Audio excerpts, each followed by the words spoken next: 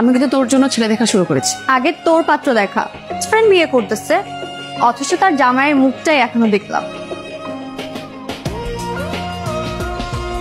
তাহলে কথা বলে আসি। হ্যালো,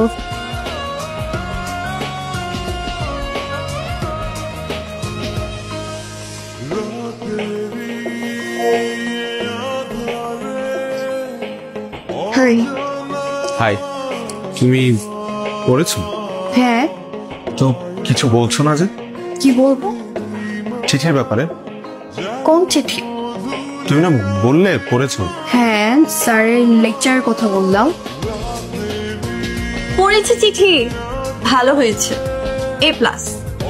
বড় হয়ে নেই, এরপর ভেবে দেখ। রাহা, বল। আমাকে বাসায় নামা, আমি কাল চলে আসবো। আজকে রাতটা আম্মুর সাথে থাকি, কল দিয়েছিল মা। ঠিক আছে। আম্মু, তোমার তানিমের কথা মনে আছে? মন থাকবে না কেন? রাহার সাথে তানিমেরই বিয়ে। রাহা তানিমকে অনেক পছন্দ করে। হ্যালো, কিরে, তুই কল ধরছিস না কেন? শুয়েছিলাম, ফোন সাইলেন্ট করা ছিল। তাড়াতাড়ি রেডি হ, 4টার সময় তানিমের সাথে দেখা হবে আমাদের। তুই ফোন রাখ, আমি আসতেছি।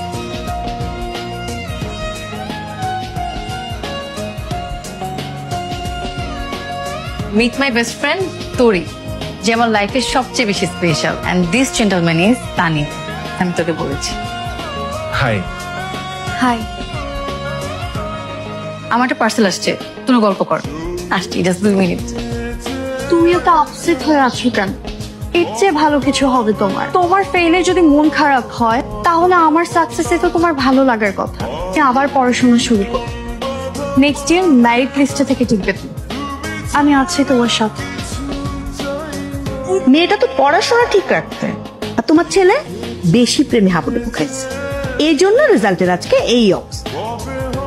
এত ভালো স্টুডেন্ট তানিম, এর থেকে কত খারাপ স্টুডেন্ট চান্স পেয়ে গেছে। তানিমের মতো প্রেমিক পুরুষ হয়ে আবার ফেল মাইরো না। আমি কি বলছো এসব? তুমি যেটা শুনেছো সেটাই বলছি। আমি তোমাকে একদম করছি, পাত্তা দিচ্ছি না। তোমার টাইম মনে হচ্ছে। তাই মনে হচ্ছে না, তুমি তাই করছো। অবশ্য এটা করাটাই স্বাভাবিক, কারণ তোমার থেকে পিছিয়ে যাওয়া একটা ছেলেকে তুমি কেনই বা পাত্তা দিবা? আমি এমন কিছু না, নতুন ক্লাস, নতুন একটা পরিবেশ, এসবে নিজেকে মানিয়ে নিতে হচ্ছে। তাই আমি তোমাকে আগের মতো সময় দিতে পারছি না। ওই আমি তো দিয়েছিলাম তোরে, সারাদিন সারা রাত সময় দিয়েছিলাম আমি তোমাকে, আর প্রেমে পড়ে নিজের 12টা বাজিয়ে ফেলেছিলাম। আমি এই সম্পর্কটা আর রাখতে চাই না। আমি ঠিকই বলছি, প্লিজ তুমি আমাকে আমার মতো থাকতে দাও। I want to suffer alone, I want to fight alone, and I want to win alone. Don't touch me, sorry, যাও এখান থেকে।